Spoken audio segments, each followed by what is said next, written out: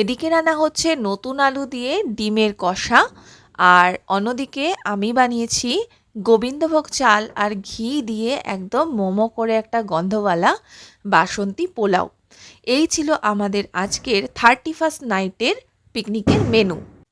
অনেক মজা করে কিন্তু আজকের বছরের শেষ দিনটাকে আমরা সেলিব্রেট করলাম, যদিও ভীষণই ছোট এবং সিম্পলভাবে। তাও পরিবারের সকলে যখন একসাথে থাকে তখন যে কোনো ছোট অনুষ্ঠানই হোক না কেন, সেটাই কিন্তু অনেক মজার আর আনন্দের হয়ে যায়।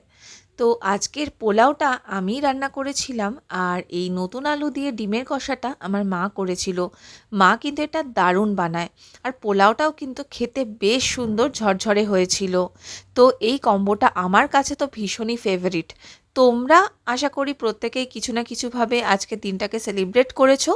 তো তোমাদের মেনু যদি আমার সাথে কমেন্ট বক্সে শেয়ার করো তাহলে খুবই ভালো লাগবে।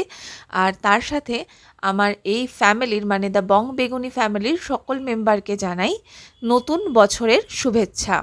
Happy new year to all of you. Tata.